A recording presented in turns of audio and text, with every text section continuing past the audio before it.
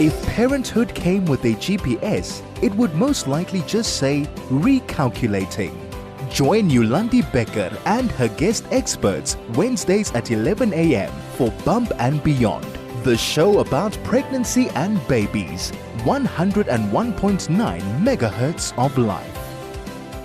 Good morning, good morning, good morning. It is officially Wednesday at 11 and you are listening to me, your host, Yolandi Becker, on Bump and Beyond, our show all about parenting. And it's been quite a bit journey already. We've got a few podcasts already available on our website, highfm.com. Lots of different topics we've covered. And of course, more importantly, I want to know for the future what you would like for me to talk about and who you would like me to talk to. I could always find an expert, don't you worry. I know a whole bunch of people in the baby industry, but send me some of your topics that you would love to hear about at bumpandbeyond@highfm.com. You can, of course, also SMS and Telegram us, and I'm sure someone, especially Craig, will send me the message on so that I know what to prepare for. But just like that, the first term is almost done with school. I can't actually believe it. And it's been a term and a half. Mostly when we talk about things on the show, we often cover babies and things related to babies. Unfortunately, I don't have good news for you. It actually does not get better, parenthood. I actually feel it's becoming more difficult the older my children are becoming. And I really feel it's more parenting. When your children are small, I really feel it's more about keeping them alive. And it sounds, the responsibility is obviously very heavy on you, that kind of responsibility. But in hindsight, I do feel that was easier to do than now managing a 9 and 11-year-old. I don't even have teenagers. Oh my word. I don't even want to know what it's going to be like. So today's show, again, segue now to babies again. And of course, I'll share my own experience with you as well. We are going to be talking introduction to solids. A very daunting prospect. You're setting the foundation for your child's eating habits. I'm kidding. It's not that difficult. It's really actually quite a fun experience. But it is by the time your baby is about 4 to 6 months, you're just getting the hang of feeding them and getting into a good rhythm. And you know how to, and you think, I've got this. And now all of a sudden, with lots of things in parenthood, you have to segue and you have to go into, okay, now I have to do this whole thing of introduction to solids. Luckily for us, my guest today is an expert in this field, and I will be introducing her just now. But again, I can confirm for sure it's one of the things that parents stress about the most. I don't actually know why, to be honest, but I myself can remember how daunting the idea was of introduction to solids, because there's so many foods out there. What do you start with? How should they be? They could barely do anything for themselves, obviously, at 4 to 6 months. How now you have to set the stage for this feeding for the rest of their lives. But I can also honestly tell you that it is really also such a wonderful experience to have with your child, to see how they react to different foods and to different things. It really is a fun experience. But stay tuned, because we're going to get into this a lot more after the break. This is Bump and Beyond with Yolandi Becker, the show about pregnancy and babies. 101.9 megahertz of life. Yes, it is that time of the week again where we get to chat. And this week actually is not my final week forever, but I am taking a small break with my kids on holiday. So for the next week and the week afterwards, you'll be listening to some recordings of me speaking. So don't miss out on it. You can still obviously go listen to all the podcasts that we have, and not just my show, other shows as well. They're great podcasts. On highfm.com. I would love for you to talk with me today, of course, as always. So if you have any questions, or any shares with regards to introduction to solids, please do send us a telegram on 061 895 1019, or you can SMS us on 34519. SMSs are charged at R1.50. You can, of course, also, if you feel so inclined, send us an email at instudio@highfm.com. And chat with us, share with us your own experience of introduction to solids. So now I'm talking about a long time ago, 9 and 11 years ago, when I started solids with my children. With my son, he had such severe reflux. The pediatrician actually quite early on advised it might be helpful if we start with solids, which I then did. Obviously, was, I would say, between 4 and 5 months. And we've kind of eased into it on his recommendation, and it was relatively easy. I do have to say, though, that I started with rice cereal as an introduction to solids. And if I sometimes tell people that now, I get really awkward stares from people. It's like, what? You gave your child rice cereal? It's like, apparently that's not a good thing anymore. And that's the reality, though, of introduction to solids, is that it is just like many things with parenting, is that we do learn a lot more information all the time. And so we should do better when we know better. With my daughter, the experience of introduction to solids was even, I kind of missed that initial period of when we have to start with solids. It was a little bit like, oh yeah, okay, maybe it's 4.5 months now. And I brought the spoon to her mouth and she was not interested. And then I just figured, okay, she's not ready. And then I waited a little bit longer, and it was much closer to 6 months that I started with solids with her. And to be honest, I felt a little bit rushed with her then because it was so close to 6 months. But also, she is the much better sleeper as well, but also eater than my son. So I don't really know what is always the best way. And that's why, like always, I get in the experts to chat with us. And today, my expert is Marita Bezuidenhout, the owner of Tummies Full of Love. They make baby food. So if you haven't checked them out yet, you should go look at their website. She'll probably give us the details, but you can just Google Tummies Full of Love. And she's also a mom of 3. As you know, I like that when parents are sharing their expertise on a parenting show. It makes sense, doesn't it? Hello, Marita. Thank you for joining me today. Good day, Yolandi. Thank you for having us. It is it's exciting. I'm excited to help all the moms and dads out there that's unsure about this journey. And like you said, it is a lot of fun. And it should be easy. So don't overthink it. I think luckily for places like you, you are making it a lot easier for all of us. That's for sure, definitely the case. And I think I'm a little bit embarrassed, but I don't think Marcus for Liefde was there when I was, when my kids were starting with solids. I'm not sure. 9 and 11 years ago. So see, I think I just missed you. Sorry about that. Oh, sorry. That would have been really great to have Tummies Full of Love there. But I managed. Yeah, exactly. I made so much. I remember that especially with my son, I did it a lot more because I was like, I'm now at home. I'm going to be so bored, blah, blah, blah. All that jazz that we all have, those preconceived ideas of parenthood. And I made food for Oscar. And I was really like, I'm such a cool mom making food.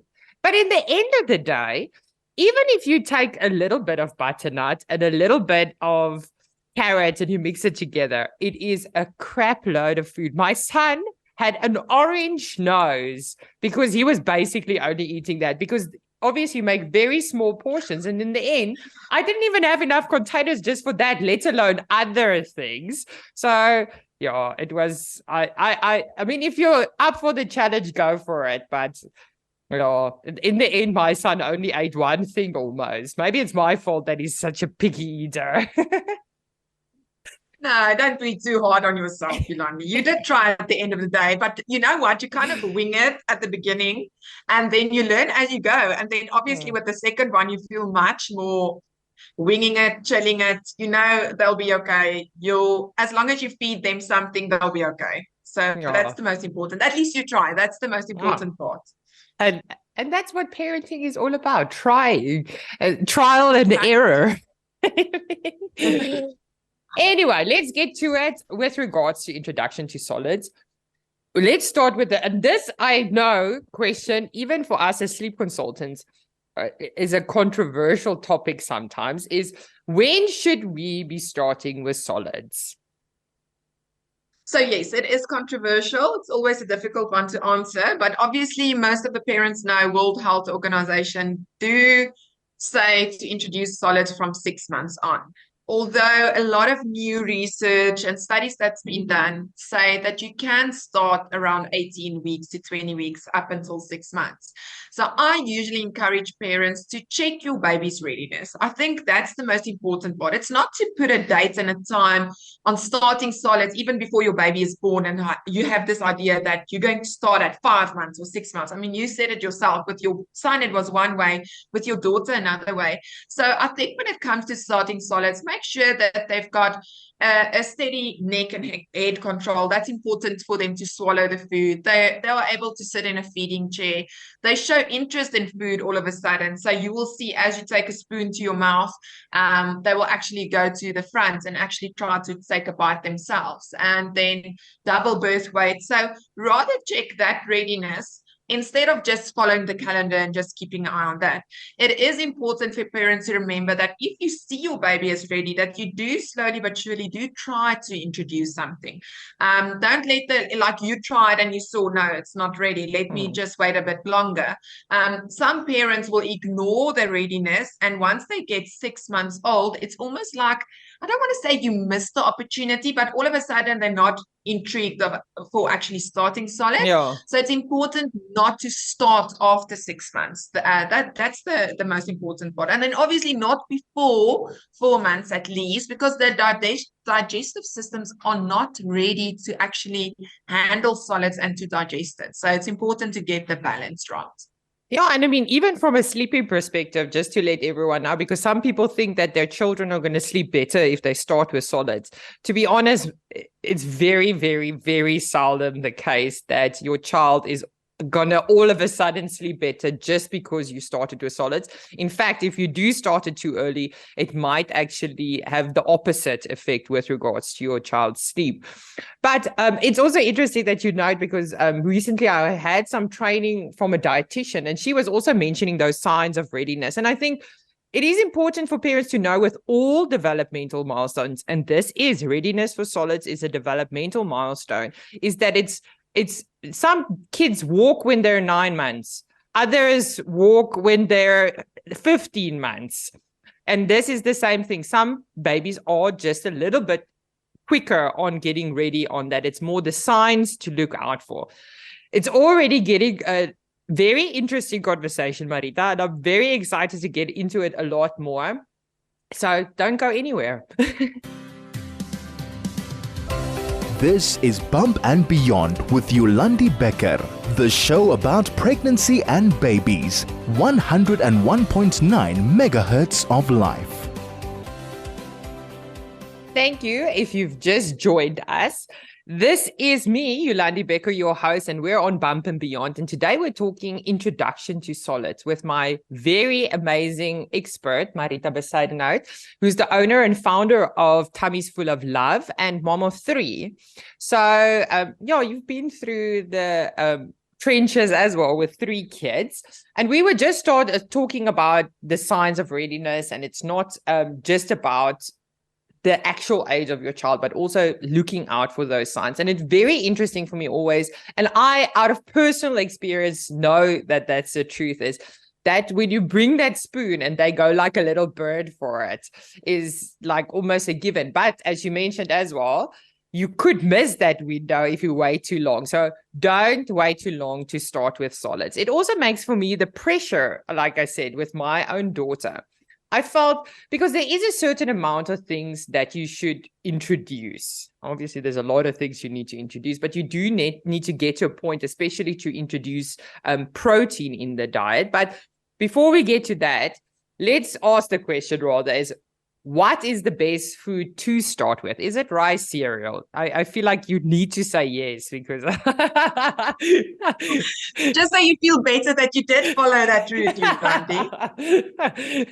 You know Yes. what? At the end of the day, it's about personal preferences as well. So I think as soon as you have all the information, you can make an informative decision about, do you want to start with your basic vegetables? Do you want to start with rice cereal? So the reason why a lot of people actually started with rice cereal is due to the fact that from 6 months, their iron stores actually starts to deplete, that they actually get in the womb. So we need to actually fill that up. And that's why rice cereal is fortified with iron. So that's why some moms will actually start serving rice cereal. But the thing about rice cereal, because of the iron in it, it actually causes a bit of constipation most of the time. So it's important to be informed about that. If I have to do solids introduction all over again, I think I would just start with vegetables. Your vegetables like sweet potato, butternut. We do usually encourage clients or moms that has reflux babies to leave out the carrots for the first 2 to 3 weeks. It's not that reflux babies will have more reflux, but it does tend to show that when it digests, it actually burns up the throat a bit longer.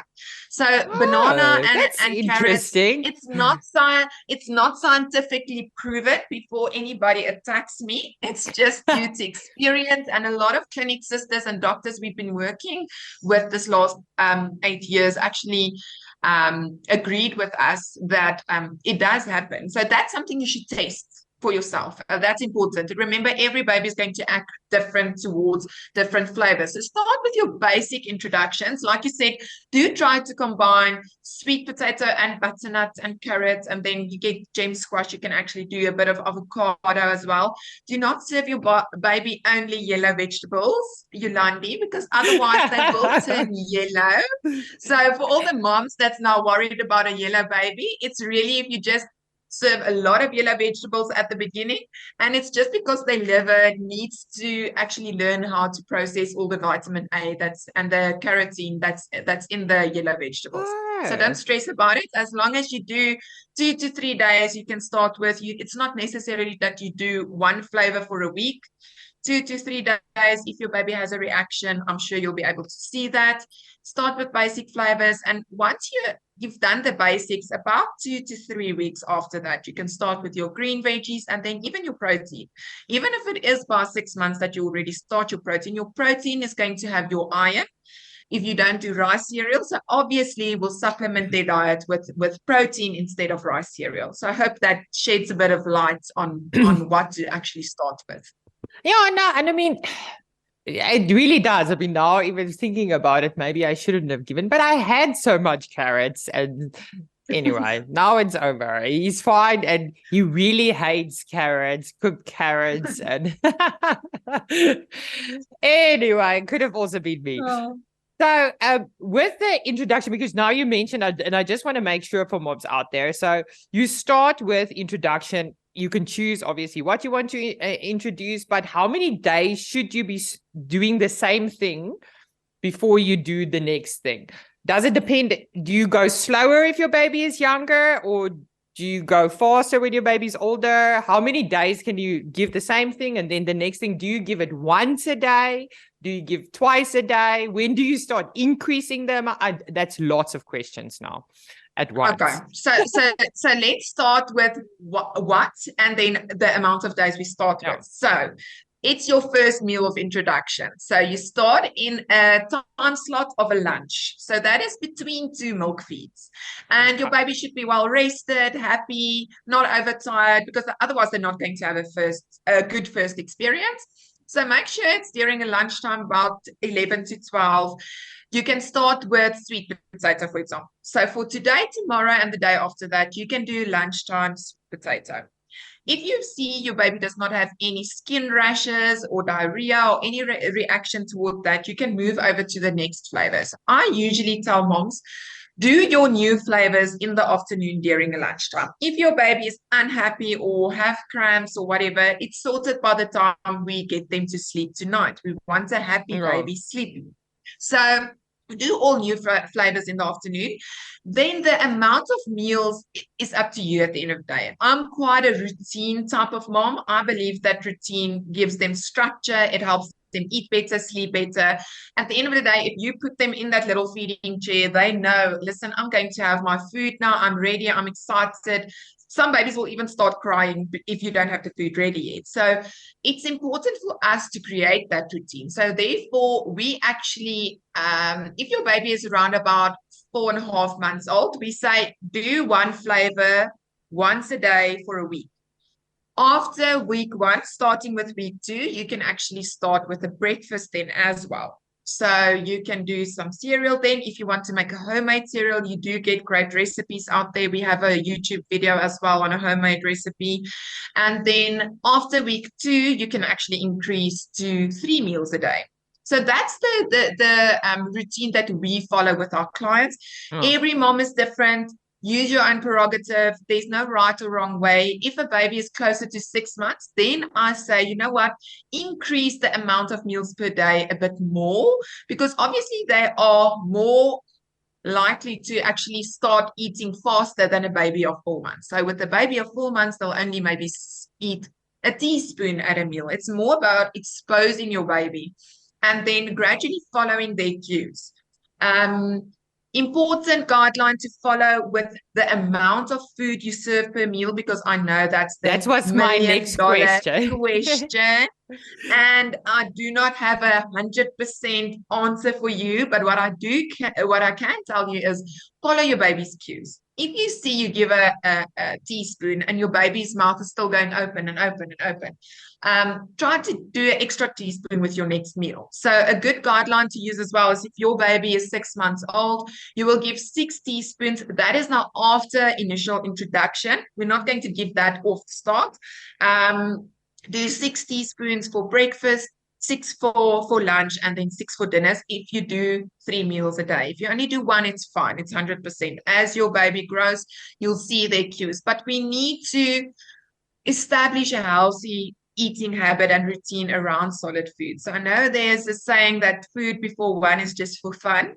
And I do believe in it. Please don't misunderstand me. But there's also a vital part that if you do not introduce solids and textures and finger foods, that those babies actually struggle to move over to table foods later. And that's the end where we want to get to. Even with tummies full of life's range, we want to help you that first 6-7 months of actually introducing solids, but we want to help you transition over to table foods, because that is the food that they'll be eating for the rest of their life. So don't just, I say wing it, but don't make it too little of an issue that you kind of don't worry, like, yeah, I'll give it tomorrow, or I'll give it next week or next month, because a month in a baby's life is a long time. It's a long time to miss out on nutrients and stuff like that. So it is important balance at the end of the day.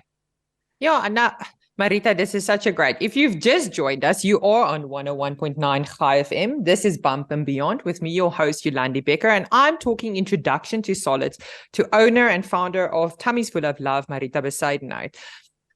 We've now, and you've already, I mean, if only I had all this information already available when I was...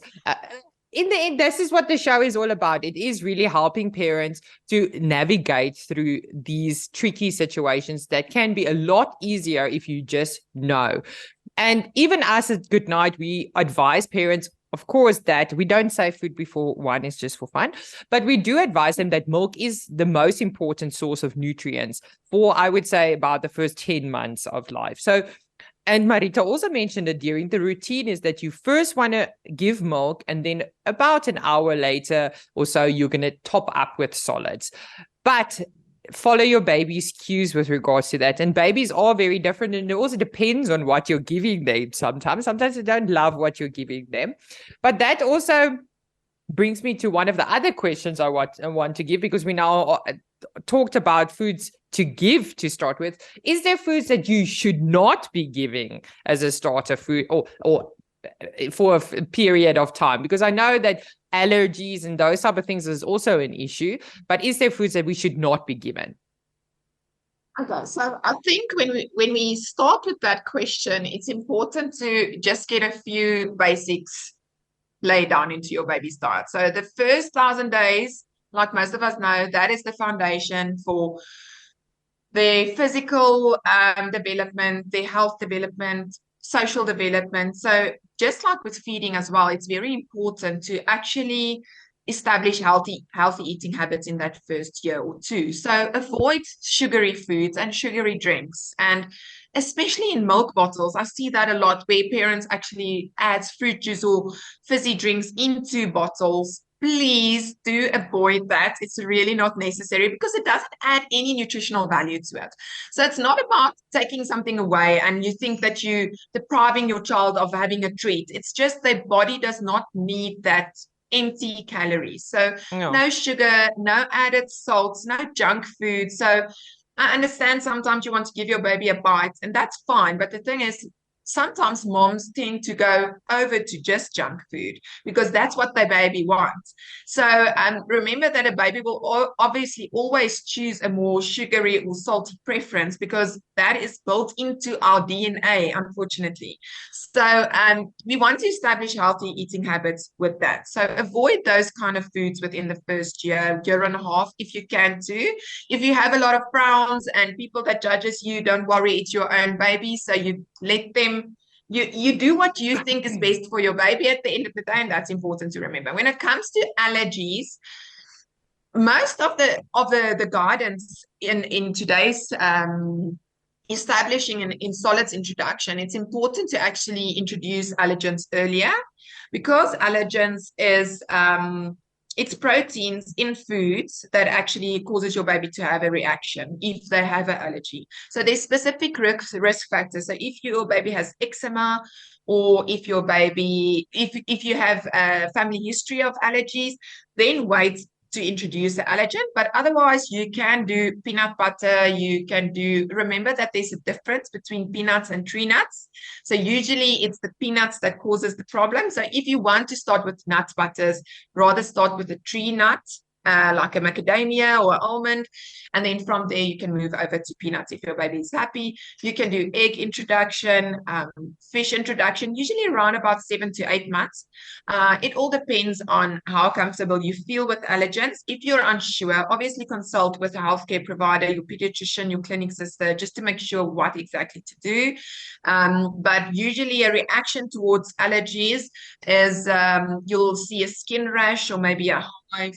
They'll have nasal congestion, maybe some diarrhea. So if you see a reaction like that, then usually stop with that allergen at first and then try in a week or two again. And if you see it gets more severe, rather go and test your baby. Do not self-diagnose intolerance or allergy because you're going to deprive your baby of certain nutrients and then you are not 100% sure, because that's unfortunately the thing with allergies is most people want to actually diagnose it themselves. So it is important to actually see a healthcare provider and do it the correct way that you don't deprive your baby of certain nutrients. And cause an allergy. I mean, in the end of the day, there's studies that prove now that it can actually increase the chances of your child forming allergies for certain foods if they were not exposed to it. So for sure, I think it is important to do that. Again, earlier you were also now mentioning that obviously the end goal of introduction to solids, it's in the beginning, the pureed food, whatever, but the end goal is that we want them to eat actual normal food. When should they be making that transition to, because that was also something that again, no judgment, this is a judgment-free space. I think I pureed my son's food for way too long. And in the end, I struggled with that transition from like to make it rougher and to make it pieces of food. And with my daughter, I didn't have that because I, in essence, basically just messed up the food initially and she kind of ate off my plate. From the beginning. So when should you be making that transition to rougher food, more textured food? I don't know what the actual word is for that. Yeah, so the more coarser texture food at the end of the day. So obviously you know about baby-led weaning as well, Yolandi. Yes, So yes. there's science has shown us that if your baby eats purees, they can be a happy eater and successful eater, not really picky. If you did baby-led weaning, it's the same. So at the end of the day, it's not there's one right and one wrong.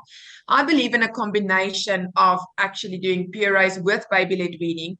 And coming back towards your question about texture introduction is around about 8 to 9 months. If you do follow a puree diet, especially if you do protein, but protein is already a bit more texture than actually your vegetables, your regular vegetables. And now I have to emphasize with texture is if you make your own homemade baby food, the texture will be much different than a store-bought texture.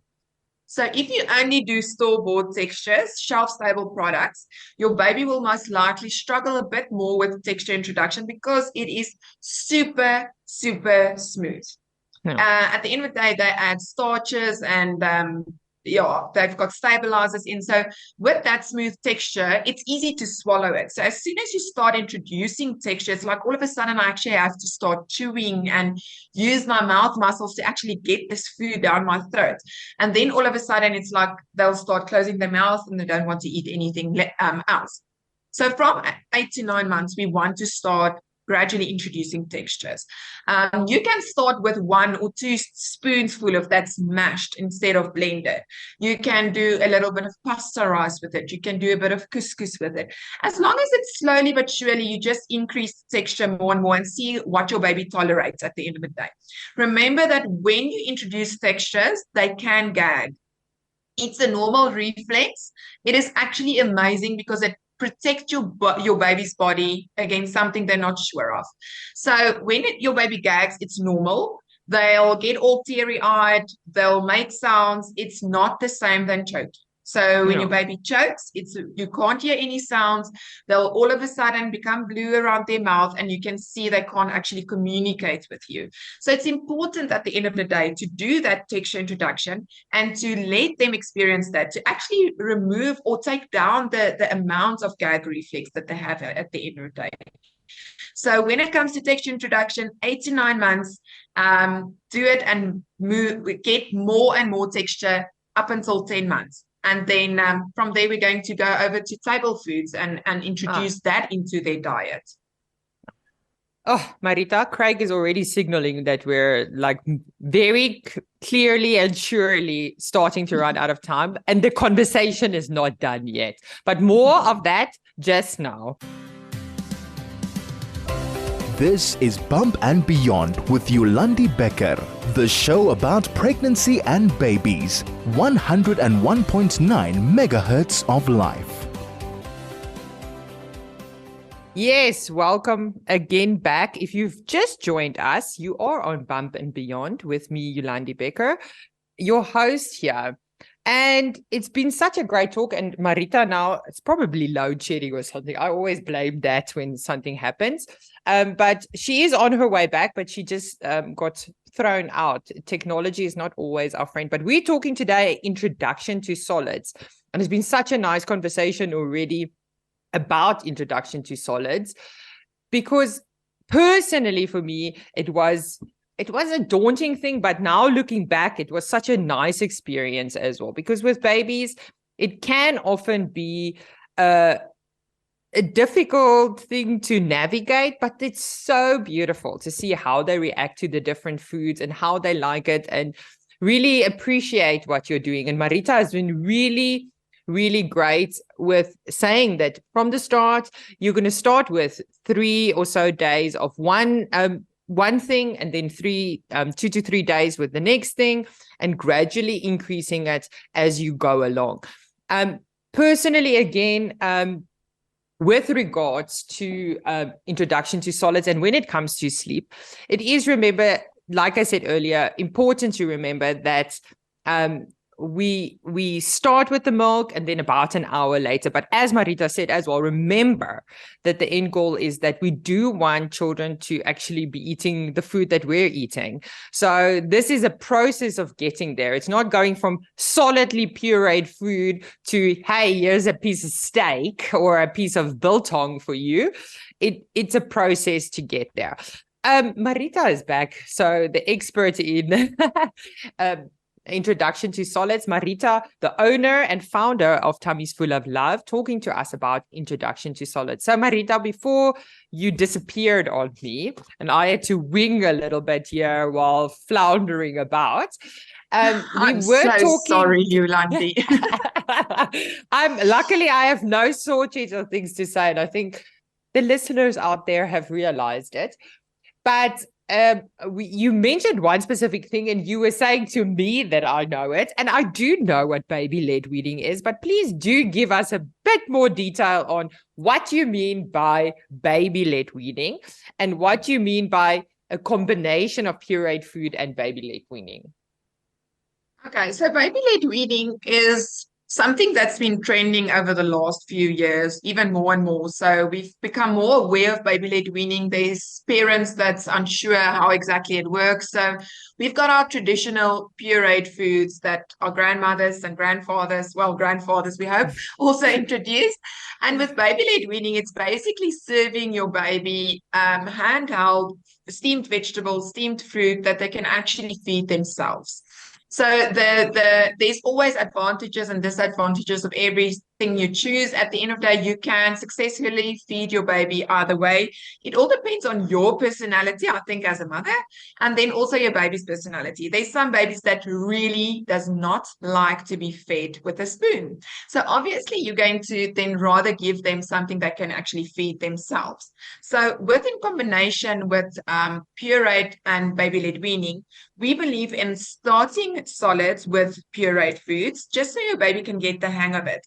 And this is out of my personal experience. I just felt that if I give my baby a steamed butternut stick or a steamed vegetable, I could not see what actually goes in. Most of it lands on the floor. It's messy all over. I had OCD. I did not like being messy. So at the end of the day, I did the purees. And then around about 8-9 months, that's usually when their coordination for grabbing vegetables and fruits and everything with their hands, taking it to their mouths, actually gets easier, and the coordination is more there. So there is moms that loves actually doing baby-led weaning from the start, and that's great, as long as you ensure that you feed your baby enough variety, because sometimes moms will only do fruits and vegetables, and then later on they get kind of lazy and it's like, you know what, I'm just going to grab a flapjack from the shelf, or then it's a lot of sugar that gets included.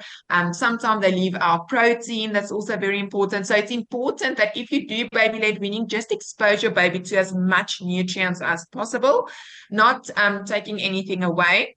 And then obviously, once they get to 8 to 9 months old and they actually start grasping that food, it will actually be the palmar grasp at the beginning, and then later on it will be the pincer grip. So the pincer grip, obviously, we need that for development, for actually holding your pencil later on in life. When you get to grade R or grade 1, you actually need to hold your pencil. So that's very important for them as well.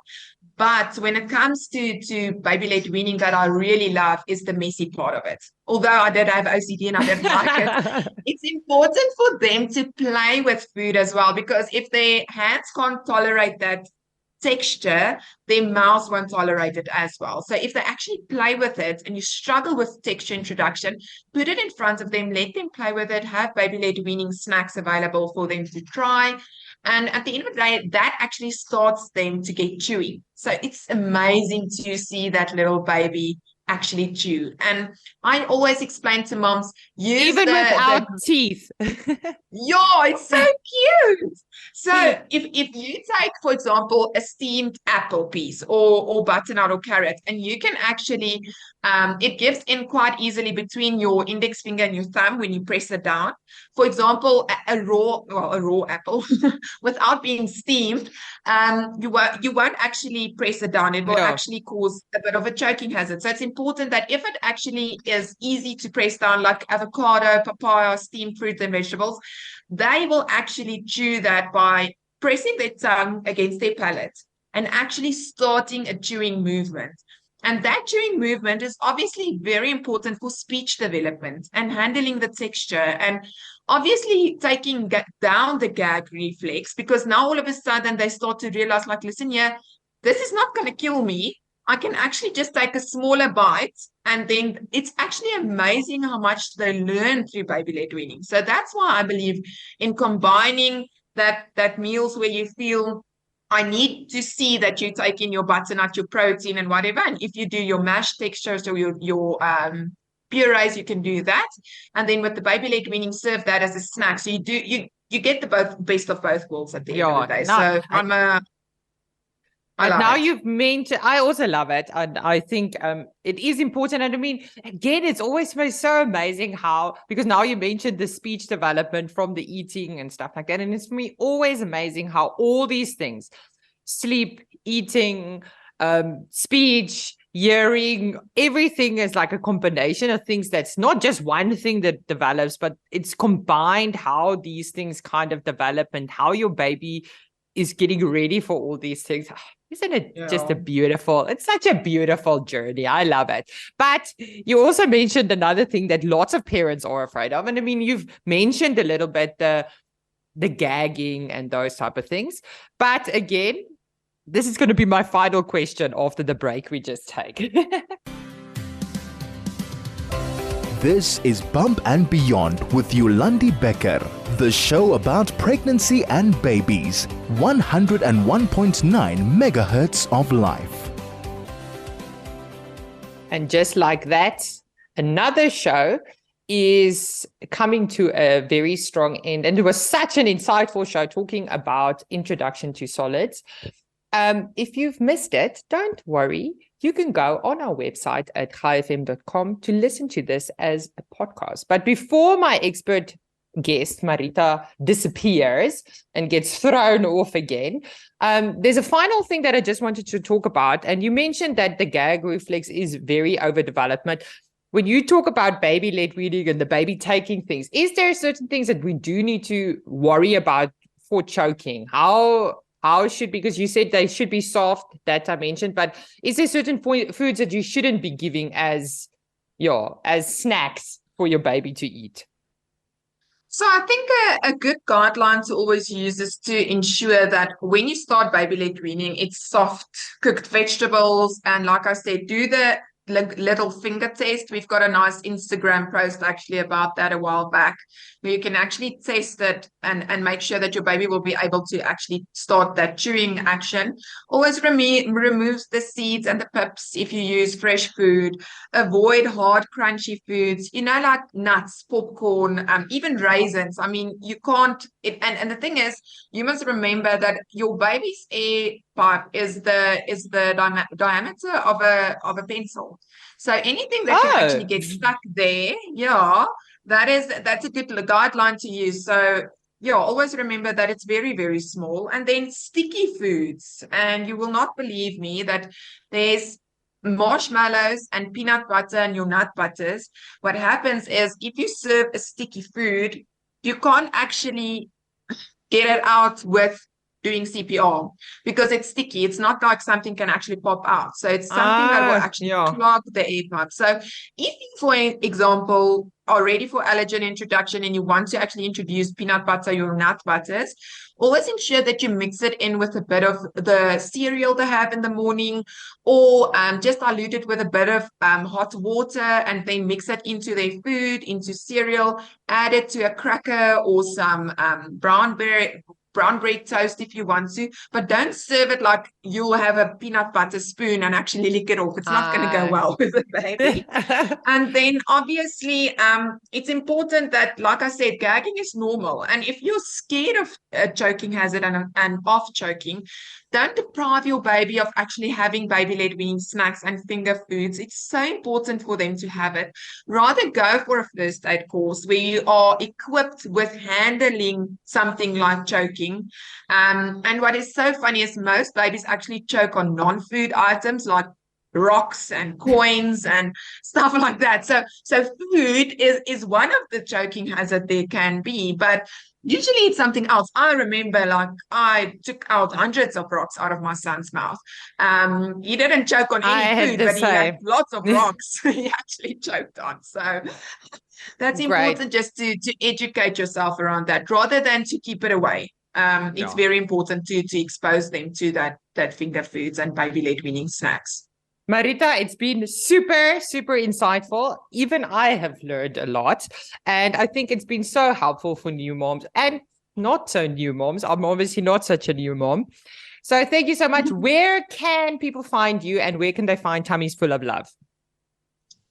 Okay, so thank you for having me today, Yolandi. It was really fun. And yeah, we've got social media pages, so you can follow us on Facebook, on Instagram, on TikTok. We've got a YouTube channel as well. And then, like you said, if you put in Tummies Full of Love into Google, you'll find our website there. And if you need any assistance or any help, even if you want to, if you're making your own baby food and you just need some guidelines, please do contact us. But we're here for all the mommies that's overwhelmed with everything else they need to do.